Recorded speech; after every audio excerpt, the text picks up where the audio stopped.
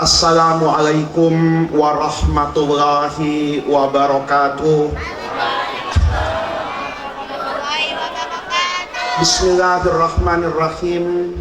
Alhamdulillahirabbil alamin. Wassalatu wassalamu ala asyrafil anbiya'i wal mursalin wa ala alihi wa sahbihi ajma'in, amma ba'du.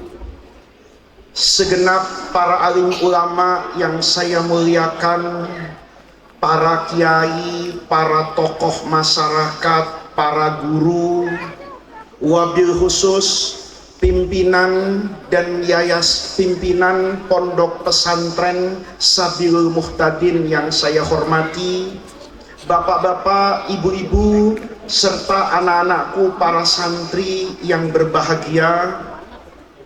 Sejujurnya saya selalu senang kalau hadir ke pondok-pondok pesantren. Bahkan dalam 2 bulan ini saya tidak pernah ada di Jakarta. Itu lebih sering ada di luar Jakarta dan selalunya ke pesantren-pesantren. Kemarin saya ada di Provinsi Lampung, berpindah dari satu kota ke kota yang lain. Itu alhamdulillah selalu acaranya di pesantren. Saya ini biasanya itu memilah-milah undangan ya. Jadi kalau ada undangan 1, 2, dan 3, itu saya selalu memilah dan memilih, karena saya juga punya tugas dan kewajiban di pesantren saya sendiri. Jangan sampai nanti saya pergi kemana-mana, akhirnya pengajian saya itu bubar. Dan hari ini terjadi, ya. Saya kalau diundang orang itu untuk tabligh akhbar, seringnya saya bisa menolak, ya. Kalau ada acara apapun, itu hati saya itu selalu memilih datang atau tidak datang. Kecuali satu, kalau sudah acaranya di pondok pesantren, itu rasanya saya sulit untuk menolak. Tetapi Allah itu kadang-kadang kasih gambaran hidup itu istimewa. Saya hampir 2 bulan ini itu berpindah-pindah dari satu pesantren ke pesantren yang lain, ngelihat haflah taharruj, haflatul wada, ngelihat upacara kelulusan para santri. Saya itu berputar-putar ke pesantren. Ada orang tanya, apa nggak capek? Saya minggu yang lalu itu pernah dalam 2 hari itu tidur hanya 2 jam karena persoalan transportasi, berpindah dari satu jarak ke jarak yang lain. Kalau di Banten kan masih lumayan, naik mobil bisa tidur, Pak, karena aspalnya relatif bagus. Tapi di bagian tertentu di negeri ini, itu diaspal dengan nggak diaspal sama, Pak. Ya, kalau sudah jalan di sana, itu pulang, Pak, ceramahnya 1 jam, pijetnya 3 hari. Kenapa? Karena memang kondisinya luar biasa. Tapi orang bertanya, capek apa enggak? Kalau bicara capek, capek. Kalau bicara letih, letih. Tapi kalau sudah melihat pesantren, kadang-kadang sakit itu jadi sehat. Kadang-kadang stres ngelihat bicaranya orang di Jakarta, ngelihat keributan di media sosial. Tapi kalau datang ke pesantren, itu yang asalnya stres jadi sehat, yang asalnya sedih itu jadi bahagia. Kenapa? Karena sejatinya agama ini dijaga, warisan Rasulullah itu tetap ada sampai hari ini, itu karena pondok pesantren. Jadi kalau orang membayangkan, ada orang kadang-kadang tanya sama saya, Pak Faiz, Islam 100 tahun yang akan datang kayak apa ya? Maka jawaban saya sederhana. Lihat lembaga pendidikan Islam, utamanya pondok pesantren. Selama pondok pesantren ini tegak berdiri, selama para santri istiqomah belajar, maka saya berhusnudzon, saya punya optimisme bahwa mata rantai ilmu keislaman, warisan Rasulullah itu akan tetap terjaga. Kenapa? Di pesantren itu ilmu itu terjaga dengan baik.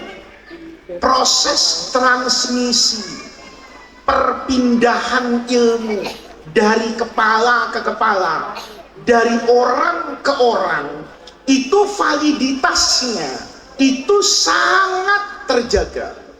Karena kalau melihat pesantren ini, sebetulnya inilah yang menjadi keistimewaan ajaran agama Islam.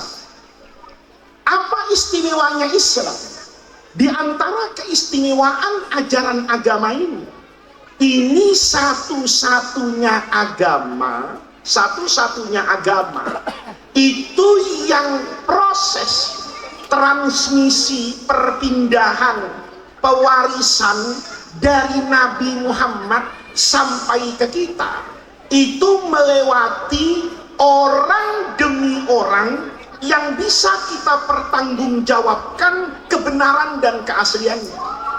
Makanya tadi Kiai, saya masuk ke pesantren ini, selalu saya tanya, siapa muassis pendiri pesantren ini? Beliau orang mana, lahir di mana, dan belajar kepada siapa? Karena ini sebetulnya yang menjadi ciri khas dari agama Islam, atau yang menjadi ciri utama dari pondok-pondok pesantren yang berkembang dalam tradisi Jam'iyah Nahdlatul Ulama. Dulu saya ini Kiai, waktu kecil itu sering diajak sama ayah saya itu ke acara-acara seperti ini. Dulu kalau di Jawa Tengah, di Jawa Timur itu namanya hataman.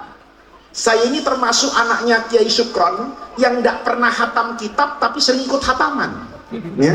Jadi saya ini jarang hatam kitab, tapi dulu setiap hataman di pesantren-pesantren besar pada masanya, karena ayah saya yang ceramah kayak begini, saya ini ikut. Jadi kalau hataman di Lirboyo di zaman Allahumma ghfir lahu Kiai Mahrus Ali, itu saya mesti ikut Pak, bulan Sa'ban. Jadi kalau akhir Sa'ban, itu pertengahan Sa'ban, itu ayah saya itu punya dispensasi kepada saya. Kamu izin sama guru SD-nya, nggak usah sekolah. Kata saya, namanya ndak sekolah kan seneng. Kemana Bi? Katanya, ikut ngaji saya. Seminggu itu muter Pak. Ke Kerapia masih ada Kiai Maksum, masih ada Kiai Zainal Abidin Al-Munawwir, masih ada Kiai Warson yang ngarang kitab Kamus Al-Munawwir itu masih seger-seger, sehat. Acara hataman saya ikut. Kalau sudah datang ke pesantren-pesantren itu, saya masih ingat betul pesan ayah saya. Kata ayah saya, nanti kalau ketemu kiai, kamu cium tangannya, kamu tatap matanya, kalau bisa kamu minta diludahi. Ini santri dulu Pak, kalau santri sekarang diludahin kabur. Kalau santri sekarang, kalau dulu saya datang ke pesantren itu, kata ayah saya, nanti kamu ketemu sama kiai itu cium tangannya, tatap matanya, kalau bisa minta diludahi. Saya dulu nanya Pak, sama ayah saya, apa pentingnya cium tangan? Yang saya santri Protestan Pak, ya. Kalau santri yang tidak banyak nanya itu santri asli pakai shot, ya. Itu santri yang sami'na wa atokna, itu santri asli pakai shot. Nah, kita ini kan dari santri di ibu kota, di Jakarta, itu setiap perintah guru itu harus ketemu rasionalitasnya dulu. Kenapa harus cium tangan? Kenapa harus lihat mata? Kata ayah saya, sudahlah, pokoknya cium tangannya, lihat matanya, kalau bisa minta diludahi. Ya karena saya takut sama bapak saya, ya saya ikut saja semua yang diperintahkan sebagai bagian dari tradisi keilmuan. Setelah saya besar, ilmu saya semakin berkembang, pengalaman saya lebih luas. Saya ketemu dengan guru saya di Kairo dulu, Profesor Dr. Ali Jum'ah, yang jadi mufti terkenal di masanya. Sehari Jum'ah itu bilang gini sama kita-kita, persis nasihat bapak saya. Kalau kamu ketemu orang alim, tatap matanya, cium tangan. Karena sudah besar, bi'ahnya, bi'ah Mesir yang lebih terbuka, yang kalau di Mesir itu biasa Pak, murid nantang guru itu biasa, ya, guru ribut sama murid sampai banting-bantingan buku ya biasa. Kalau di sini kan kualat, gitu ya, kita kan tidak berani melawan kiai ya, di era yang terbuka seperti itu. Saya punya kesempatan untuk bertanya dan mendebat. Saya tanya sama Syari Jum'ah itu, kenapa harus melihat mata? Kenapa harus mencium tangan? Apa kata beliau? Kalau kamu mencium tangan orang alim, maka kamu mencium tangan yang tangan ini pernah bertemu dengan tangan. Kan saya cium tangan guru saya. Guru saya pasti cium tangan gurunya. Gurunya pasti cium tangan gurunya. Kata Syari Jum'ah, kalau kamu cium tangan orang alim, maka kamu pernah mencium tangan yang tangan itu bertemu dengan tangan. Tangan ini mencium tangan, tangan yang pernah mencium tangan ke atas tangan yang pernah mencium tangannya Rasulullah Shallallahu Alaihi Wasallam. Maka tadi, ini gambaran gampangnya. Tadi saya tanya, di antara pendiri pesantren Sabilul Muhtadin itu ada guru namanya Kiai Ihsan. Betul ya? Yang pernah belajar di pondok pesantren Tebuireng di Jombang, Jawa Timur. Kalau beliau pernah ngaji di Tebuireng zaman siapapun, apakah di era Pak Kiai Subhasim, apa siapapun, tapi yang jelas Kiai Ihsan ini pasti bertemu dengan gurunya di Tebuireng, yang guru ini pasti akan bersumber dari Hadratus Syekh Kiai Haji Hasyim Asy'ari. Kalau kita nih di Banten nih mencium tangan gurumu yang ada di Sabilul Muhtadin ini, kamu cium tangan, yang tangan ini pernah mencium tangannya Kiai Ihsan. Kiai Ihsan misalnya mencium tangan orang alim di Tebuireng, yang kemudian turun-temurun mencium tangan Hadratus Syekh Hasyim Asy'ari, maka bisa dipastikan tangan yang kita cium itu adalah tangan yang pernah mencium tangan, tangan orang yang mencium tangan, tangan yang mencium tangan Kiai Haji Hasyim Asy'ari. Kalau sudah ketemu Kiai Haji Hasyim Asy'ari, maka kita ketika mencium tangan orang tadi sama dengan mencium tangan Kiai Hasyim Asy'ari. Kiai Haji Hasyim Asy'ari pasti pernah mencium tangan gurunya Syekh Nawawi Al-Bantani.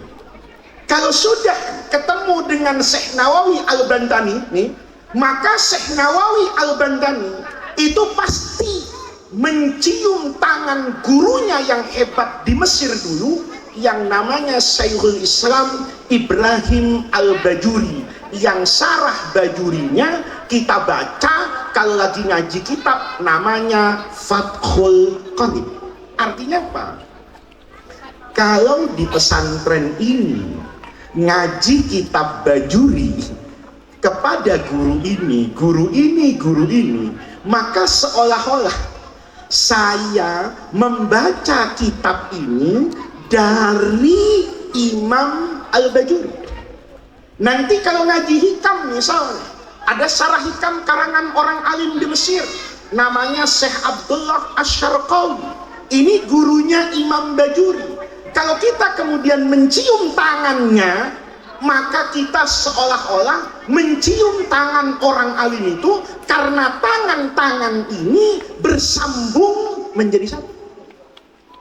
Dulu saya itu termasuk dinasihati juga oleh bapak saya, karena saya itu kadang-kadang ngaji sama ayah saya. Karena ngaji sama ayah saya, kadang-kadang pakaiannya tidak sopan. Kalau santri sopan, karena ketemu dengan Kiai Syukron itu kiainya. Kalau saya ketemu dengan Kiai Syukron, bapaknya. Maka kadang-kadang saya kalau ngaji sama bapak saya, itu bajunya seenak-enaknya. Ayah saya bilang, ganti bajunya. Kamu kalau lagi ngaji sama saya itu bajunya yang benar. Kata saya, kenapa Bi? Loh, ingat loh, kamu jangan pandang saya itu bapak. Emang kenapa, kata saya? Kalau nggak mandang bapak, mandang apa? Tahu kamu? Kita ngaji apa? Ya, ngaji kitab Riyadhus Shalihin. Saya ngaji kitab Riyadhus, kata bapak saya nih, saya ngaji kitab Riyadhus Shalihin itu dari paman saya di Madura. Paman bapak saya maksudnya. Paman saya di Madura, namanya Kiai Abdul Bari. Kiai Abdul Bari ini ngaji Riyadhus Shalihin itu dari Hadratus Syekh Hasyim Asy'ari. Hadratus Syekh Hasyim Asy'ari itu ngaji Riyadhus Shalihin dari Imam Nawawi Al-Bantani. Imam Nawawi Al-Bantani itu ngaji kitab Riyadhus Shalihin mesti dari gurunya Syekh Ibrahim Al-Bajuri tadi. Al-Bajuri tadi ngaji dari gurunya namanya Abdullah Asy-Syarqawi. Ngaji dari gurunya Syekh Abdullah Asy-Syarqawi itu namanya Imam Muhammad Al-Hifni. Nanti naik lagi kepada gurunya namanya Ahmad Al-Khalifi, naik lagi kepada gurunya namanya Ahmad Al-Balbisi, naik lagi kepada gurunya namanya Imam Ali Az-Zayyadi. Ali Az-Zayyadi ini ngaji kepada ulama hebat dalam mazhab Syafi'i yang namanya Imam Ibnu Hajar Al-Haythami. Al-Haythami ini ngaji, kata ayah saya ini, kepada gurunya. Siapa gurunya? Syekhul Islam Zakaria Al-Ansori. Ini ngaji kepada Imam Jalaluddin Al-Mahalli yang kitabnya kita baca Tafsir Jalalain. Al-Mahalli ini pasti ngaji kepada gurunya lagi. Ini kok kita terangin sampai atas Pak, sampai Nabi ini ya.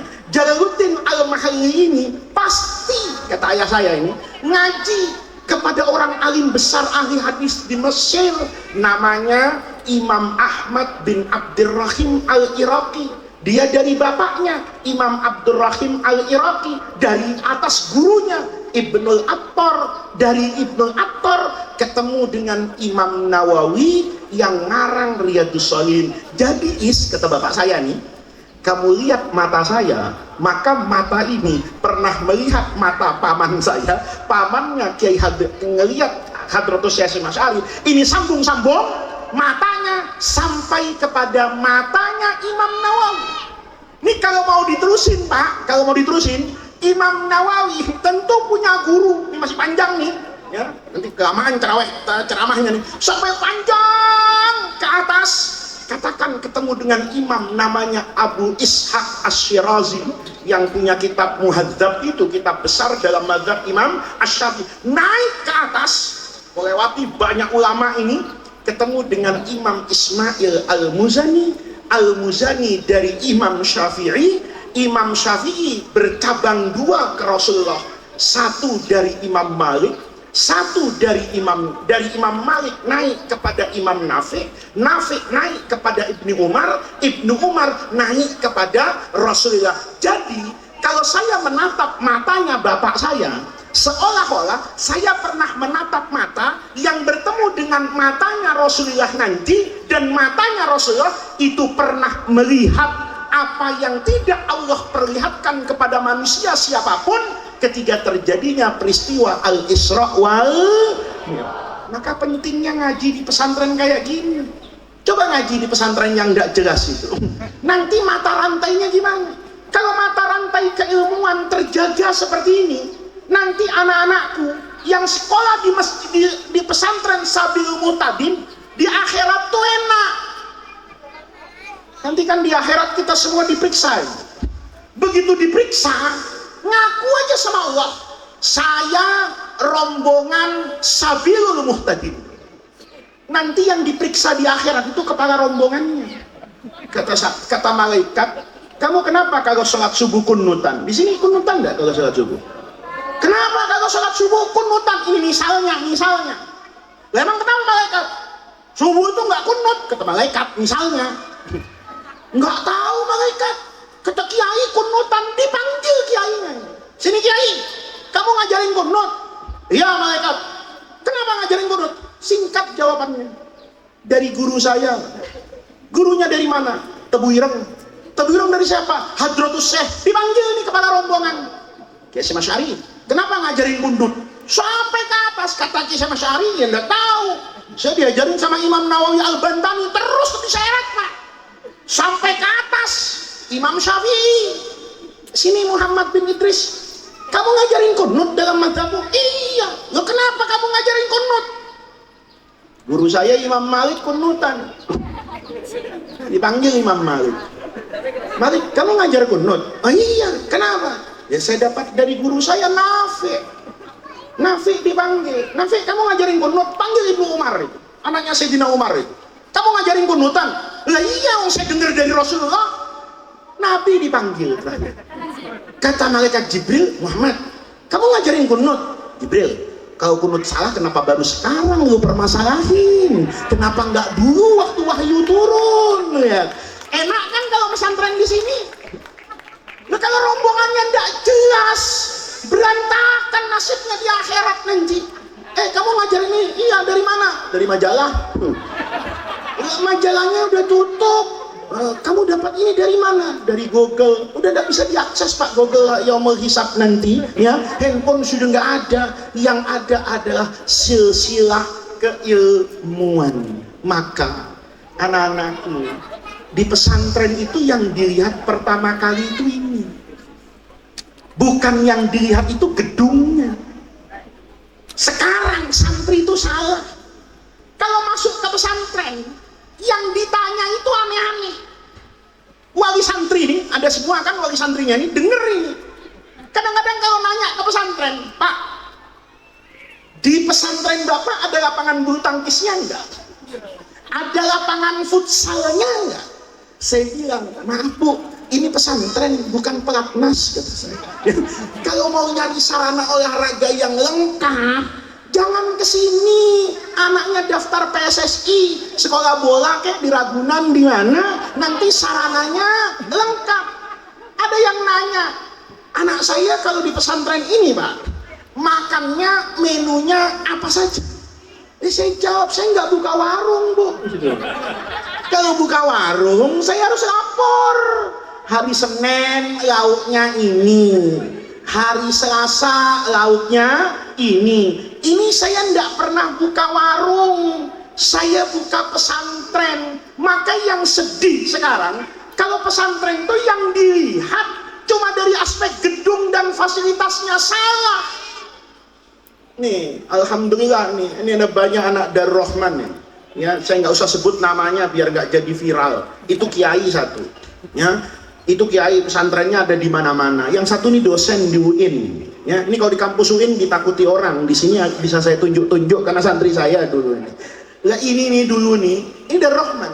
Ini kan Darul Rahman zaman-zaman seperti itu. Ya, mandi antri, dapurnya jelek. Kalau sudah banjir, luar biasa. Pesantren Darul Rahman itu mulanya dari garasi mobil. Ayah saya enggak punya tempat. Jadi kalau Pak dulu tahun 70-an, itu di kampung itu, di Senopati itu yang punya mobil cuma satu Pak. Kalau pagi, mobilnya kan berangkat Pak, kerja. Maka tempat yang kosong, itu dipakai untuk apa itu? Ngaji. Dari situlah bisa kemudian berkembang menjadi satu pesantren. Maka pesantren itu Kalau mulanya dari kecil, mulanya dari sederhana, kalau gurunya ikhlas, insya Allah jadi pesantren yang hebat. Tapi kalau pesantren mulanya dari hebat, nih ada banyak sekarang Pak, bangun pesantren itu enggak kayak pesantren dulu. Ada orang kaya ngelihat, jadi kiai enak ya, tangannya dicium, ceramah di depan, dihormati. Gue kepengen jadi kiai. Bangun pesantren dia Pak, Masya Allah. Saya nggak sekali dua kali nih Pak, datang ke pesantren itu ujungnya nyari kiai. Gedungnya hebat, mejanya bagus, buku-bukunya gratis, nggak ditarik uang bayaran, nggak ada yang daftar. Sementara kayak Adang ini dulu pesantrennya, saya pertama kali masuk ke beliau itu bermasalah saya Pak, karena kalau sudah masuk ke situ sinyal handphone tuh hilang. Saya dicari orang se-Jakarta Pak, kenapa kok ditelepon nggak bisa, ada di mana Pak Faiz katanya. Wah, saya itu ada di perbatasan Israel dekat dari Gaza sana sedikit lagi. Oh serius, di mana? Ya itu. Dulu saya datang ke pesantren beliau itu nggak ada sinyal Pak, karena memang di Indonesia ini sila Pancasila kelima itu yang kurang diperhatikan. Sudah tidak ada keadilan sosial bagi seluruh rakyat Indonesia, juga tidak ada keadilan sinyal bagi seluruh rakyat Indonesia. Saya datang ke pesantren beliau itu, dulu nggak ada sinyalnya Pak. Gubuk, saya pernah ceramah itu di pesantrennya itu, nggak berani lama-lama Pak, karena di bawahnya itu empang. Saya bilang, ini santri naik semua ke atas kata saya. Ini kalau lama-lama di sini kata saya, kita ini bisa roboh ini. Alhamdulillah sekarang terus berkembang. Jadi orang ke pesantren itu jangan dilihat fisiknya, tapi yang dilihat adalah ini bagian dari menjaga sanad keilmuan agama. Anda masuk ke sini itu sejatinya Anda sedang berjihad menjaga agama Rasulullah. Ini yang pertama. Yang kedua, para santri, tradisi santri itu yang dicari dalam hidup itu barokah. Santri itu yang dicari itu barokah, karena pesantren itu mengajarkan. Ada banyak orang yang tidak punya kemampuan intelektual yang pantas, tidak punya pengalaman di dunia akademisi yang mapan, tapi jadi kiai itu bermanfaat buat masyarakat. Saya sering bertemu Pak dengan orang itu, ya kadang-kadang kalau ke Sumatera itu acaranya besok, atau nanti malam, saya datang siang Pak. Kadang-kadang datang siang karena nggak ada handphone di pihak kiainya, saya mampir dulu sebelum saya cari tempat bermalam. Begitu mampir, saya lihat kiainya Pak. Saya pertama kali datang ke pesantren itu nggak tahu kalau itu kiainya. Saya pikir ada petani kepanasan di situ, gitu. Setelah tahu ini kiainya, Masya Allah, bisa memberi begitu banyak manfaat kepada orang. Kelak di kemudian hari, muridnya itu jauh lebih hebat dari kiainya. Pertanyaannya, ini rahasianya apa? Rahasia santri ngaji di pesantren itu seperti rahasia agama itu sendiri. Hidup itu yang paling penting itu berkah, bukan hebat. Karena Anda hebat, kehilangan keberkahan, selesai hidup Anda. Tapi Anda tidak punya apa-apa, diberi keberkahan sama Allah, hebat. Ini kalau saya ceritain pakai ihya kelamaan. Ya, kalau saya pakai Quran hadis kelamaan. Anak sekarang itu kepengen yang logik dan mudah dipahami. Anak-anakku, saya tadi bicara jangan lihat fisiknya, jangan lihat dari aspek lahiriah, tapi lihat pesantren itu lebih banyak dari sisi dalamnya. Keikhlasan gurunya, ketersambungan sanad, materi yang diajarkan. Kalau anak-anakku sudah mengambil jalan hidup seperti ini, insya Allah barokahnya ikut. Karena barokah itu tidak selalu ditentukan dari aspek yang bersifat lahiriah.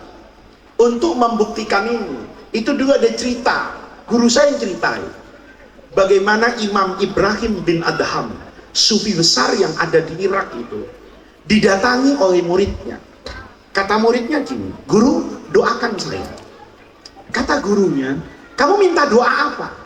Kata muridnya, ya doa standar, guru. Tahu Pak, doa standar. Doa standar kalau miskin minta kaya, kalau sakit minta sembuh. Itu doa standar. Ya, itu kayak kemarin capres itu, Pak Ganjar, Pak Anies, Pak Prabowo. Itu 3 bulan doanya cuman Allahumma jadi, Allahumma menang, Allahumma jadi, Allahumma. Nggak ada doa yang lain itu. Ya. Itu doanya mana itu? Anak santri begitu.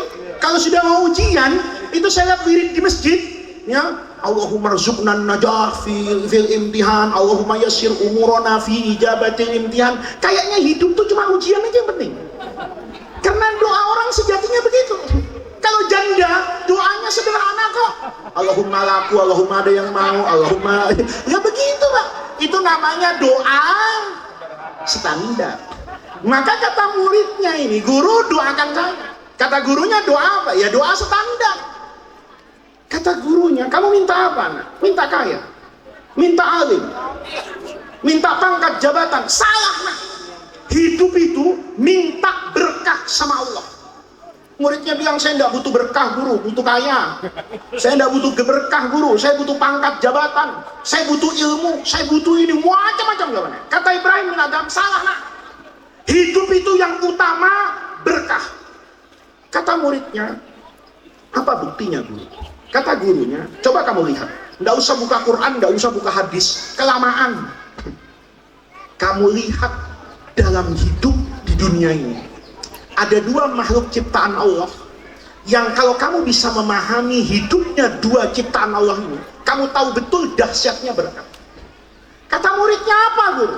Kata gurunya, lihat nih 2 binatang, 1 anjing, 1 kambing. Enak nih, ya kan? Di Pandeglang banyak nih, anjing banyak, ya kan? Kambing banyak.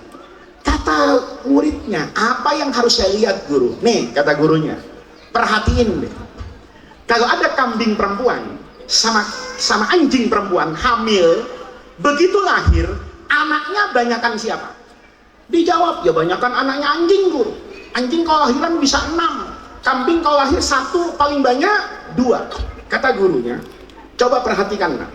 Ketika lahir, jumlah anaknya anjing itu jauh lebih banyak, berlipat-lipat daripada jumlah anaknya kambing. Tapi setelah mereka besar itu, kamu lihat populasinya, ini bahasa keren nih, ya. Kamu lihat jumlahnya nih.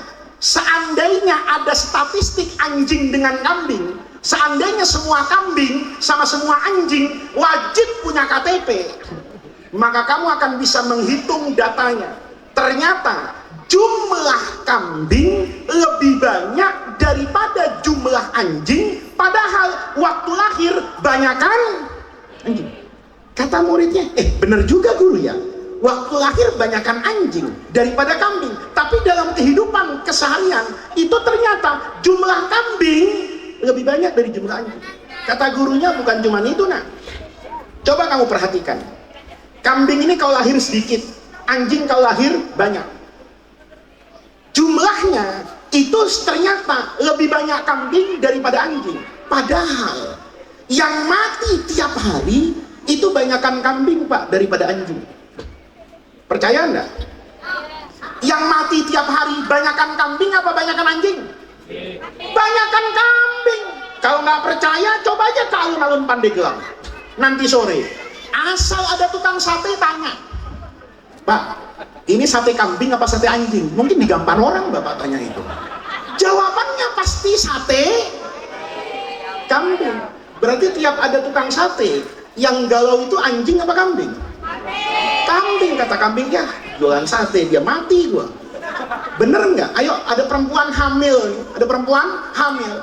Itu kambing ngelihat cemas Pak. Asal ada perempuan hamil, kambing itu kena mental. Dia lihat ini, Masya Allah ini ibu hamilnya kok gede ya, jangan-jangan bayinya kembar. Kata kambing, ini perempuan kalau hamil bayinya kembar, mana laki-laki lahiran, gua berempat mati. Kata kambing. Kenapa? Namanya akekah. Bayi laki akekahnya 2 kambing, kalau bayinya 2, 4. 4. Kata kambing, ya Allah, yang hamil dia, yang lahiran dia, yang mati gua, kata kambing. Bener nggak? Bener nggak? Ada acara nikahan rame-rame di kampung, galau kambing. Ya Allah, ada nikahan, mati gua jadi rendang ini, jadi sop. Bener nggak? Idul Adha besok, ya, begitu malam takbir, yang galau siapa? Almarhum besok saya ini. Anjing tenang aja dia, kan tidak ada toh orang dipandangkan korban pakai anjing. Lihat kata Ibrahim bin Adham, coba lihat anak-anakku, kambing itu lahirnya sedikit, mati tiap hari, dagingnya dikonsumsi, tapi kayak tidak habis-habis. Anjing itu lahirnya banyak, tidak dimakan, tidak mati tiap hari, tapi anehnya jumlahnya tetap sedikit. Kata muridnya, bener juga guru ya. Apa rahasianya? Nih lihat nih. Ini kalau kita pakai ceramah cepat-cepat, seolah-olah yang dapat berkah itu kambing, bukan anjing. Kata gurunya, sebelum saya jawab itu, nah, coba kamu lihat nih. Secara fisik lahiriah, sebenarnya anjing itu lebih hebat dari kambing. Kata muridnya, kok bisa guru? Coba, kata gurunya, manusia itu dihormati, itu biasanya ada ukurannya. Ukurannya banyak, diantaranya yang pertama nasab, yang kedua ilmu, boleh jadi yang ketiga tampang. Nih, orang dimuliakan, itu boleh jadi karena nasab. Tradisi NU itu, kalau anak kiai dipanggil Gus. Saya itu menikmati betul dulu waktu kecil. Ya, ayah saya yang kiai itu bapak saya. Ngaji di mana-mana, saya duduknya di depan, Pak. Bareng dengan kiai-kiai hebat itu di samping saya. Kenapa saya di depan? Anak kiai. Begitu makan, saya makannya itu dengan kiai-kiai besar, Pak. Ada kepala kambing, ada macam-macam. Saya kesendirian di situ. Kata orang-orang, itu putra kiai. Ini anaknya kiai. Orang tuh dihormati kadang-kadang karena apanya itu? Nasab.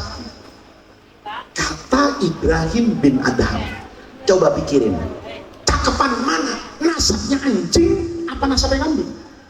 Belum pernah kan di Banten ngaji nasab anjing, ya kan? Yang ada nasab habaib itu diributin itu, ya kan? Ini kata Ibrahim bin Adham, coba pikirin, dari aspek nasab, muliaan nasabnya anjing apa kambing? Muridnya diem, nggak tahu guru. Gimana menurut guru? Kata Ibrahim bin Adham, muliaan nasabnya anjing. Kata muridnya, kok bisa guru? Coba lu pikir. Anjing itu kakek moyangnya ada yang masuk surga. Sementara kambing kakek moyangnya itu di surga. Allah keluarkan turun ke dunia jadi gantinya Nabi Ismail waktu Idul Adha. Pertanyaannya, cakepan mana yang masuk ke dalam surga, apa yang keluar dari surga? Kata muridnya, ya cakepan yang masuk, berarti nasab anjing itu cakep. Karena kakeknya anjing Ashabul Kahfi itu kan masuk surga, Pak. Itu anjing keren banget, tidak pernah pesantren, tidak pernah belajar bab toharo, lam yasjud lillahi sajdatan, tidak pernah puasa, tidak pernah ngapa-ngapain itu, cuma jaga orang alim sholat. Ketika Genesio, ini nama anjingnya, ini bahasa Latin itu, ngelihat fityatun amanu bi rabbihim ibadah, anjing itu mikir, cakep bener nih, kalau ibadah nih ya begini, kalau ini ibadah yang bener, kata anjing, gue jagain. Tuh, anjingnya nggak sholat, cuma jagain orang sholat masuk surga. Mau di Banten ada polisi masuk neraka, itu kebangetan, Pak. Kenapa? Lo polisi ini jaga NKRI, kok bisa masuk neraka? Wong anjing cuman jaga orang ibadah di gua masuk surga. Nih, kalau ada ansornya hati-hati. Ya, kalau ada banser masuk neraka, itu kebangetan, Mbak. Wong anjing jaga orang satu ini sholat masuk surga, masa banser jaga NKRI masuk neraka? Itu yang salah di mana itu? Ya, bener kan? Makanya kalau di Banten nih, di Pandeglang ada anjing, nggak boleh dilempar-lempar batu. Anjing itu najis mughalladah, iya, tapi tidak menghilangkan hak keanjingannya sebagai makhluk Allah. Nggak boleh kalau nanti ada anjing masuk ke pesantren Sabil Mutabin, terus sama santri dikejar-kejar, dilempari batu, anjingnya teriak, jangan sembarangan lempari saya batu, kakek saya di surga, kakekmu di mana? Repot jawabnya. Karena kata anjing, sekurang-kurangnya kakek gua di surga, kakekmu di mana? Kan tidak ada tuh orang yang kakeknya dapat SK masuk surga, tapi anjing itu di SK sama Allah masuk ke dalam. Oke, berarti nasabnya cakepan anjing apa kambing? Anjing, satu. Yang kedua, ilmu. Orang tuh diangkat derajatnya karena ilmu. Kiai di depan, saya tinggian, ya, minumannya beda. Kiai cuma air mineral, saya ada pokarinya, Pak. Ya, saya ada pokari. Kiai itu sepiring rame-rame, saya sepiring sendiri, Pak. Ini, ya, tapi ini kue basa-basi. Ya. Masa ceramah dikasih kue kan? Masa saya makan kue tuh, saudara tunggu dulu ya, saya makan kue. Nah, ini saya dibeginikan. Ini gara-gara apa? Ilmu. Pertanyaannya, kerenan mana ilmunya anjing sama ilmunya kambing? Kata muridnya, karena saya ngaji fikih dulu, kayaknya kerenan ilmunya anjing. Sodakta benar. Ilmunya anjing, ilmu yang hebat. Dia bisa memberikan pengaruh kepada halal haramnya sesuatu yang ingin kita makan, itu bergantung halal atau haram kepada ilmunya anjing. Syaratnya anjing ini punya ilmu. Makanya di Jakarta tuh ada sekolah anjing. Saya dulu nggak tahu ya. Di Jakarta Selatan tuh di arah Cilandak itu ada mobil kalau pagi berhenti anjing turun, berhenti anjing turun. Saya penasaran ini tempat apa, kata saya. Ada security-nya. Pak, ini apa Pak? Sekolah anjing. Anjing ada sekolahnya. Bapak kurang piknik. Ada Pak sekolah anjingnya. Saya penasaran, ini serius sekolah anjing? Serius Pak, katanya. Ini sekolahnya anjing Pak. Saya tergoda nanya, uang pangkalnya berapa? 50 juta Pak. Masya Allah, itu anjing sekolah, uang pangkalnya 50 juta. Jadi kalau di Sabilul Muhtadin besok mau pasang uang pangkal 60 juta, masuk akal. Kenapa? Masa orang lebih murah daripada anjing? Nah, jadi besok wali santri itu kalau uang bayarannya dinaikin sama kiai, naikin dikit, itu jangan protes. Anjing aja uang pangkalnya 50 juta. Itu sekolahnya kuk gitu doang. Itu uang pangkalnya 50 juta. Penasaran saya. Kayak apa ya? Anjing bayaran 50 juta. Itu kalau 50 juta dibawa ke Sabilul Muhtadin, kayaknya tamat 7 turunan itu kayaknya. Uang pangkal, ya Allah, 50 juta. Saya penasaran kan? Saya tanya, Pak, kalau saya punya anjing, sekolah sini jadi apa? Sabar Pak, saya panggilin Pak, gurunya anjing. Datang, ustadznya nih. Keren kayak ustadz di Sabilul Muhtadin. Pakai jas, pakai dasi. Saya pakai sarung, tapi nggak apa-apa. Walaupun sarungan, murid saya orang. Dia jadi jasan, sepatuan, muridnya anjing. Jadi kerenan ustadz Sabilul Muhtadin nih. Walaupun gajinya kerenan yang di sana. Itu ustadznya anjing datang Pak, rapi bener. Saya tanya, Pak, Bapak punya pengalaman panjang Pak dengan anjing? Alhamdulillah. Saya ini kalau di kampus ini sudah guru besar emeritus, ini jarang yang punya keahlian. Saya sudah ngajarin anjing Pak 15 tahun. Pak, saya mau tanya Pak, anjing kalau di sini itu bisa apa Pak? Dijawab, bisa pinter. Pinter gimana Pak? Bisa disuruh-suruh. Saya mikir gimana nyuruhnya, kan gitu kan. Akhirnya karena saya pakai peci, gurunya anjing tuh paham Pak. Kalau saya orang Islam kan, begini Pak. Dalam Islam, anjing itu kan boleh dimiliki kalau untuk berburu. Oh iya, kata saya.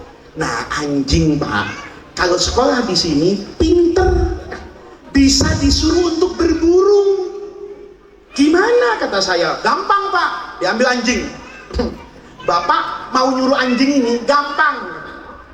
Bapak suruh dia itu pakai begini. Nah kemarin waktu musim pilpres saya nggak berani pidato ini karena angkat 2 jari, dianggapnya dukung Prabowo kan gitu kan. Para pendukung Anies sakit hati lagi kan kalau saya begini. Kata gurunya anjing, Bapak pegang 2 jari ini, terus pegang mata Bapak ini. Ini saya nggak ada anjing Pak. Kalau ada anjing ini saya ajarin sanatnya mutasil lah saya anjing. Ya, ini hadisnya mutasil kepada gurunya anjing. Dipegang gini ya, mata kita gini, terus tunjuk matanya anjing, terus tunjuk yang Bapak tuju untuk digigit sama anjing nih, dibunuh nih. Misalnya ada sapi di sana. Kalau nggak ada Pak, bawa gambarnya, animasi dan visual, itu anjingnya paham. begini, dia ambil handphone. Ya, tunjuk gambarnya apa ini? Kambing. Nanti anjingnya akan bergerak-gerak, Pak. Dia ngelihat apa yang Bapak perintahkan. Nih, dia contohin gini, kambing. Kalau kepalanya gini, terus anjing ngomong, "Guluk." Itu bahasa Arabnya fahimtu. Jadi kalau ada anjing ngomong di Banten, "Guluk," jangan sembarangan. Ya, lihat itu dalam ilmu balaghah. Konteksnya apa ini? Siap kalimatnya itu apa? Siakul kalamnya. Kalau dia diginiin, go, itu bahasa Arabnya fahim tuh. Saya ingat dalam fikihnya madzhab Imam Syafi'i. Sederhana Pak. Kita ini orang Islam. Boleh makan kambing, boleh makan sapi, tapi syaratnya sapinya harus disembelih. Disembelihnya pakai apa? Dalam fikih unik nih Pak. Alatnya apa saja, mau dari besi, mau dari bambu, benang yang tajam, boleh benang, asal yang dipotong ayam. Jangan sapi dipotong pakai benang tajam, kiamat kurang 2 hari baru putus itu, ya kan? Nah, tapi Islam itu tidak membatasi bentuk alatnya, pakai bahan apa saja halal, kecuali berbahan dasar tulang. Maka fikih 4 mazhab mengatakan haram. Kalau saya ada gajah, punya gadingnya saya potong, saya tajamkan, saya pakai untuk menyembelih kambing, maka kambing itu hukumnya tetap sebagai bangkai, karena Islam mengharamkan tulang sebagai alat untuk memotong hewan. Tapi anehnya, pisau ini yang tidak boleh digantikan tulang, itu boleh diganti giginya anjing. Kan anjing bunuh itu pakai gigi dengan tulang bahannya sama. Kalau tulang haram, giginya anjing halal, tapi ada syaratnya. Yang pertama kata Imam Syafi'i, tepok paha kanannya. Bismillahirrahmanirrahim. Itu sudah sama dengan saya menyembelih baca basmalah. Nanti anjingnya lari nih. Begitu lari, kan tadi saya suruh bunuh misalnya kambing. Selesai dia gigit, dia teriak lagi tuh dari sana tuh. Kuk, kuk, kuk. Itu bahasa Indonesianya, bos, beres. Datang saya ke sana, kambingnya sudah mati. Halal apa haram? Halal apa haram? Tunggu dulu. Halal atau haram itu persoalannya dalam fikih bukan cuma gigitan anjingnya, tapi tingkat kecerdasan anjingnya. Kalau saya datang ke sana, itu kambingnya utuh Pak, dari kepala, kaki, perut, buntut, semuanya utuh ada. Tidak ada yang diambil sama kambing, sama anjing. Dia duduk berdiri, kuk kuk kuk kuk kuk. Oh, makasih ya Mas. Anjing laki kan, makasih Mas, udah beres. Nah, ini jadi halal. Kenapa? Ini anjing pinter Pak. Dia tahu kalau kambing itu punya saya. Dia cuma diberi wakalah oleh saya sebagai wakil saya untuk membunuh kambing ini. Begitu dia bunuh kambing, dia nggak ambil, karena ini anjing habis ngaji Riyadhus Shalihin, babul wakalah wal amanah, bahwa wakil itu amin, bisa dipercaya. Nanti kalau dia sudah menjalankan apa yang diwakalahkan, dia tidak boleh mengambil apa-apa, karena saya tidak pernah memberi hak kepada anjing untuk makan kakinya. Begitu sampai utuh, oh anjing jujur. Saya ngelihat Pak, anjing itu Pak, kalau disekolahkan itu kadang-kadang lebih jujur dari panitia maulid di pesantren saya. Ya, saya kalau maulid Nabi itu santri itu sama dengan di sini. Saya tanya, yang datang berapa? Misalnya 20.000 orang Pak. Oh iya, nanti mereka dikasih makan semua. Iya. Gimana caranya? Oh, satu nampan yang besar untuk 4 orang. Kalau tamunya 20.000, berarti saya butuh 5.000 nampan. Kalau sudah ada 5.000 nampan, maka tamu ini akan bisa makan semuanya. Gimana caranya? Saya taruh di kelas Pak. Satu kelas itu 50 nampan. Jadi kalau saya butuh 5.000 nampan, saya harus punya 100 kelas. Saya taruh 50, 50, 50. Selesai acara, saya bilang sama santri saya, nanti kamu kalau sudah selesai acara, nampannya keluarin biar semua orang makan. Siap. Selesai Pak. Ada satu kelas 6 ini berdiri, udah selesai. Saya tanya, tugasmu udah selesai? Sudah. Itu 50 nampan yang kamu jaga sudah dibagi? Sudah. Kalau sudah, ayo kau makan sekarang dengan saya di rumah. Oh enggak usah, enggak usah. Saya ngelihat santri saya enggak usah gitu, senang betul. Ini tandanya santri yang mengerti hadis yang saya ajarkan kelas 1 dulu. Man kana yu'minu billahi wal yaumil akhir falyukrim dhaifahu. Tandanya orang yang beriman tuh hormat sama tamu. Ini santri saya betul-betul hormat sama tamu. Tamu makan dulu semua, dia enggak mau makan. Senang saya. Tapi senangnya cuma 2 menit. Setelah 2 menit, temannya datang, nanya sama saya, tadi itu disuruh makan nggak mau ya? Iya, kata saya. Nggak tahu tuh temanmu kenapa, saya ajak makan nggak mau. Ya nggak bakalan mau. Emang kenapa? Udah kenyang. Kok bisa, kata saya, kan belum ada yang makan. Lah iya kan tadi dia disuruh jagain nampan 50, dia jaganya bawa sendok. Terus kata saya, dari 1 nampan diambil 1 sendok. Ini ada 1 nampan nih, cukup dimakan orang berempat, diambil 1 sendok, kelihatan berkurang nggak? Kelihatan berkurang nggak? Nggak kelihatan, ini nasinya banyak, dia ngambil cuman 1 sendok. Masalahnya di situ ada 50 nampan, berarti dia ngambil 50 sendok. Kelihatannya sendok, kalau 50 kali dikonversi jadi 3 piring. Ayo saya tanya, jujuran panitia maulid apa jujuran anjing?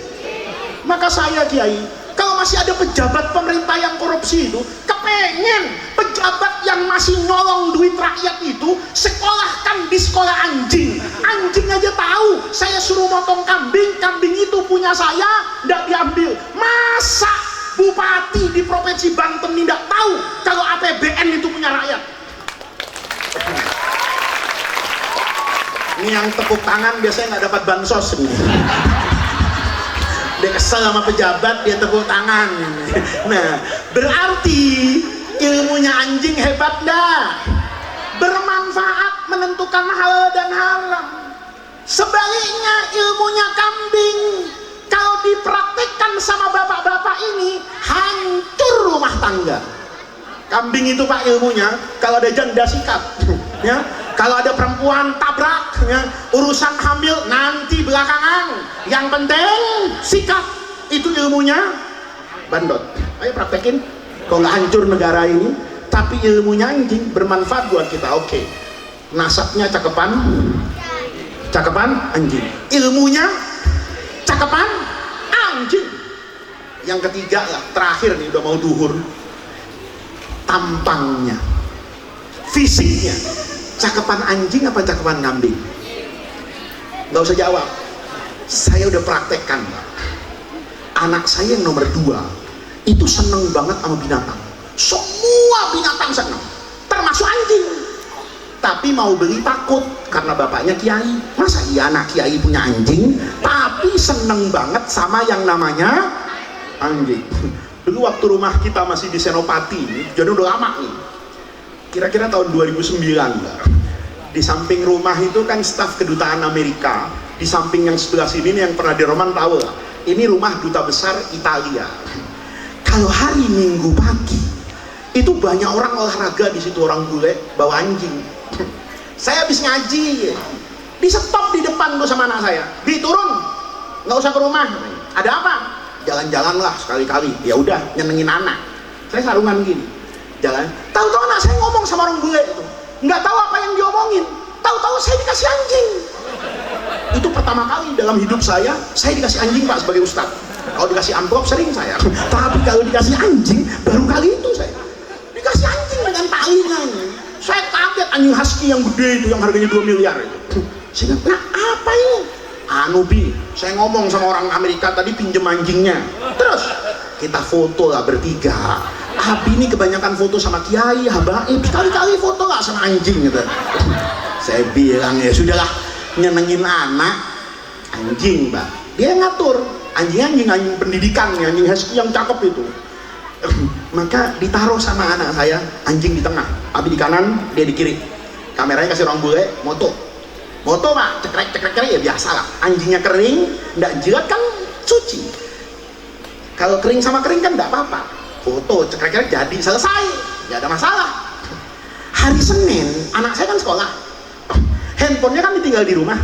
Saya periksa handphone anak saya, apa apa isinya? Ternyata foto kemarin diupload ke Facebook. Alhamdulillah zaman itu Al-Mukarram TikTok sama Instagram belum ada, Pak. Itu kalau ada saya nggak bayangin, mungkin viralnya ngalahin Mama Gufron Makoli itu kayaknya. Itu Masya Allah, saya kaget diupload ke Facebook. Followersnya lumayan banyak anak saya perempuan namanya Alifa. Begitu masuk di Facebook, saya penasaran, Pak, karena yang komen ada 100. Saya pikir-pikir orang komen apa ya? Penasaran, saya buka, Pak.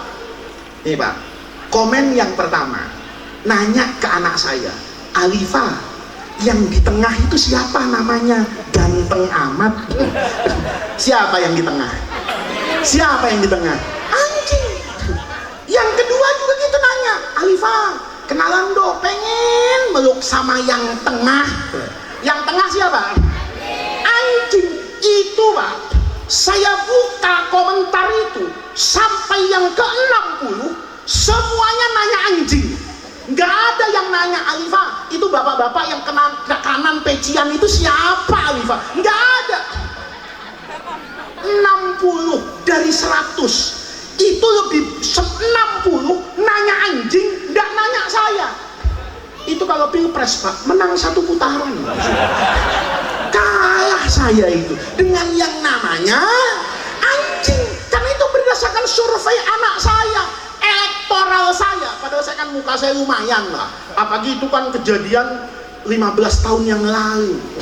Muka saya belum kayak gini, uban belum ada waktu itu. Ya seandainya tahun itu saya foto kayaknya dengan Anies, Ganjar sama Prabowo, kayaknya muka saya lebih market friendly lah waktu itu ya.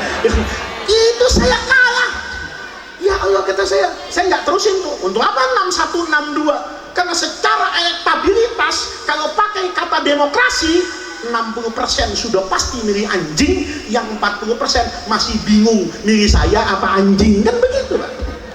Berarti cakepan anjing apa Ustadz? Cakepan anjing apa saya?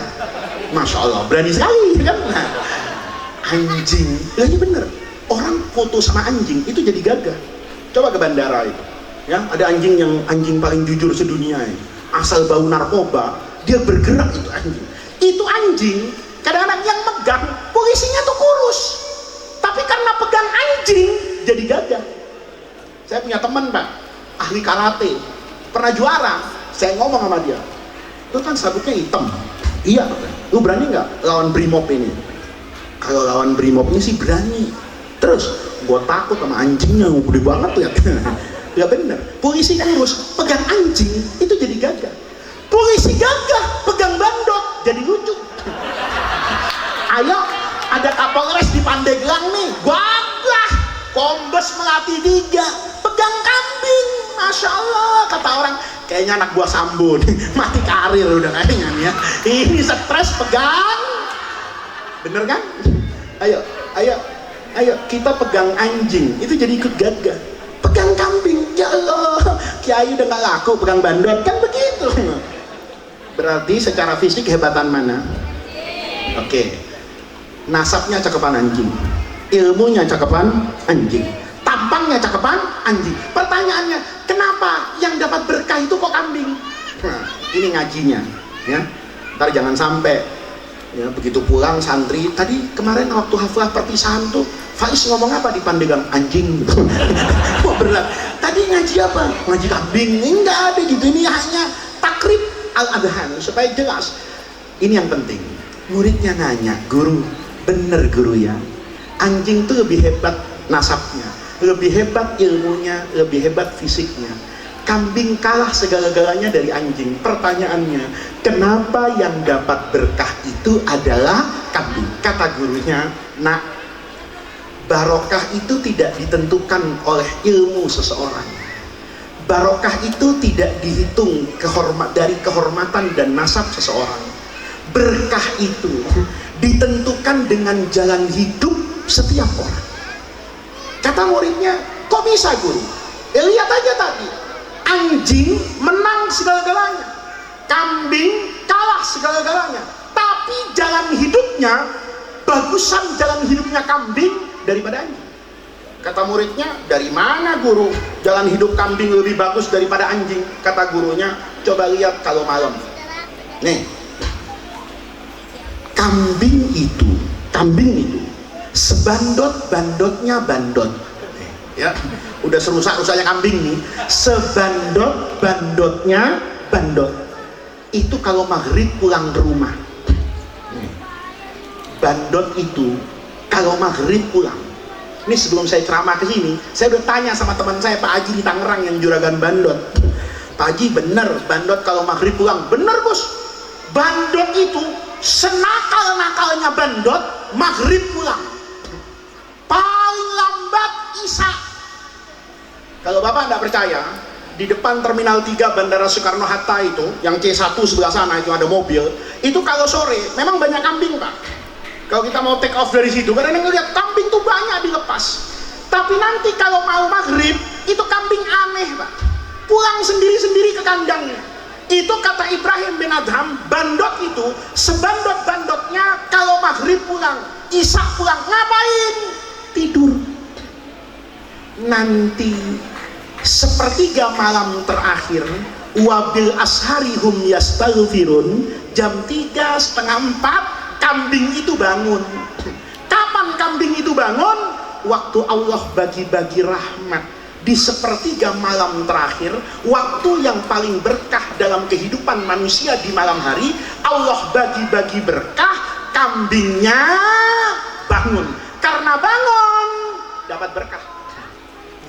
Anjing sebaliknya, kalau malam nggak tidur-tidur, muter di kampung. Kebetulan di pesantren yang sekarang Darul Rahman itu depannya anjing banyak. Itu kalau saya masuk pulang ke rumah jam 1 malam, anjing itu seger, sehat walafiat. Ada yang muter di kampung, ada yang teriak-teriak, ada yang ngopi, ya, ada yang nongkrong sama teman-temannya, nggak tidur-tidur. Anehnya, anjing yang nggak tidur kalau malam itu menjelang subuh jam 4 tidur dia. Jadi waktu Allah bagi-bagi rahmat, kambing bangun, anjing tidur. Maka yang dapat barokah itu kambing, sekalipun kalah segala-galanya, tapi jalan hidupnya benar. Maka ya anak-anakku di asramanya hati-hati ya. Kalau nanti malam temennya ada yang malam nggak tidur-tidur, tapi kalau mau subuh ngantuk nggak bangun-bangun, tolong periksa pantatnya. Jangan-jangan ada buntutnya. Karena yang malam tidak tidur, kalau subuh tidur, namanya ya, itu kan jalan hidup sederhana Ibrahim bin Adham. Jadi anak-anakku, kalaupun kita kalah banyak hal dari aspek lahiriah, tapi kalau jalan hidupnya di pesantren benar, hormat sama guru, mencium tangan guru, bukan sekedar tunduk kepada guru. Ingat, tangan ini bersambung kepada guru-guru mulianya, tangan ini bersambung kepada Rasulullah. Tundukkan dirimu di hadapan gurumu, kamu akan mendapatkan keberkahan yang baik dalam pendidikan pondok pesantren. Maka ini yang ingin saya sampaikan pada kesempatan yang baik ini. Anak-anakku terus berada di pesantren ya. Ciri khas orang mau sukses di pesantren itu satu, istiqomah, jangan pindah-pindah. Kalau kata ayah saya dulu ada santri turis pak ya, masuk ke pesantren ini sebulan nggak kerasan, baru ngaji babut toharoh, pindah ke pesantren lain ngaji bab toharoh juga nggak kerasan, pindah. Nanti keren sebetulnya. Kamu pernah pesantren di berapa pesantren? 6 pesantren pak. Saya udah ngeri itu, masya Allah, ini santri udah nyantri 6 pesantren, alim ini. Tapi mohon maaf pak, 6 pesantren itu setiap pesantren cuma 1 bulan. Lah ini tidak ada manfaatnya. Anak-anakku di pesantren di Sabil Mutadin itu harus sampai khatam. Percaya sama saya anak-anakku, pesantren itu dimanapun sama. Kalau saya pesantren ada di Jakarta Darul Rahman, terus anak-anakku dibisikin, oh pesantren di Darul Rahman itu lebih bagus, bohong anak-anakku. Semua pesantren itu sama, semua tempat belajar itu sama. Yang membedakan itu adalah hatimu. Ilmu itu tidak jauh-jauh harus kamu cari ke luar negeri. Ilmu itu ada di dalam hatimu. Biqadril kadri tuktasabul ma'ali. Sebesar itu pengorbananmu, kecintaanmu kepada pesantren ini, sebesar itu penghormatanmu dan keyakinanmu kepada gurumu, maka sebesar itu pula barokah dan ilmu yang akan datang kepadamu. Kamu ada di pesantren yang besar, tapi sia-sia, itu juga tidak menjamin kamu akan menjadi orang yang hebat. Tapi kamu di sini istiqomah 6 tahun, belajar yang benar, tunduk sama guru, ibadahnya dijaga, insya Allah kelak nanti tamat dari pesantren ini bisa memberi makna kepada kehidupan di bangsa dan negara ini. Yang terakhir anak-anakku, hidup kita ini cuma sekali, maka hiduplah yang bermakna. Hidup kita cuma sekali, maka jadilah lentera yang bermanfaat untuk semua orang. Tujuan hidup setiap orang pada akhirnya adalah khairun nasi anfa'uhum linnasi. Sebesar apa kamu bisa memberikan manfaat kepada orang banyak, maka seperti itulah prestasi yang kamu dapatkan. Mudah-mudahan Allah jadikan jam'ana hada jam'an marhuma wa tafarruqana min ba'dihi tafarruqan maksuma. Mudah-mudahan Allah menjaga pondok pesantren Sabilul Muhtadin ini. Allah jaga para kiai, Allah jaga keluarga beliau, Allah jaga majelis guru, Allah jaga para santri, para wali santri dan semua orang yang mencintai dan mendukung pesantren ini. Mudah-mudahan Allah jadikan pesantren ini maqalan min ma'akilil bayan wal iman. Allah jadikan min manaratil ilmi. Allah bersamai pesantren ini dalam perjuangannya menjaga tradisi dan warisan Rasulullah sallallahu alaihi wasallam. Rabbana atina min ladunka rahmah wa hayyi lana min amrina rasyada. Allahumma la tahrimna khaira ma indaka li syarri ma indana. Kurang lebihnya saya mohon maaf. Wallahu muwaffiq ila aqwamit thariq. Wassalamualaikum warahmatullahi wabarakatuh.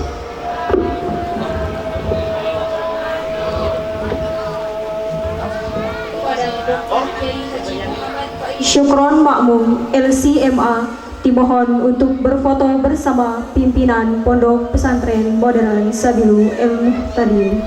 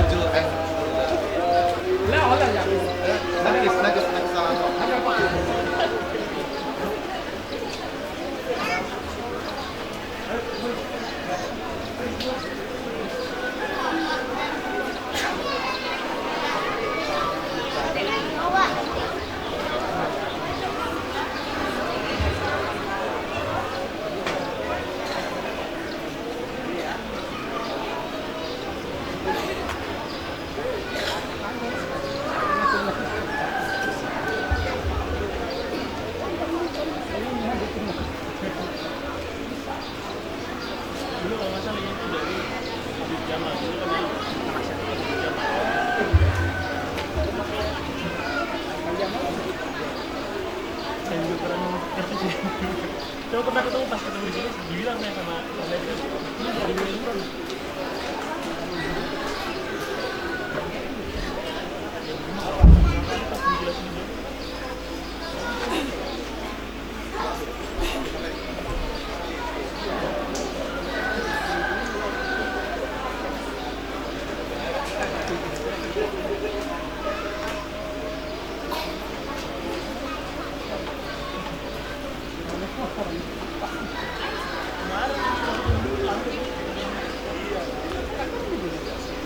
Enggak, cuma teman kuliah yang pimpinannya tadi tuh teman kuliah atau teman kuliah.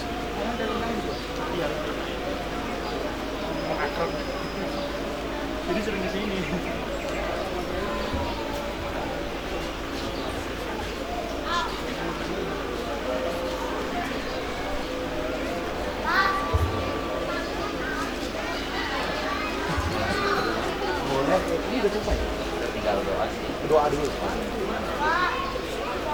Acara selanjutnya pemberian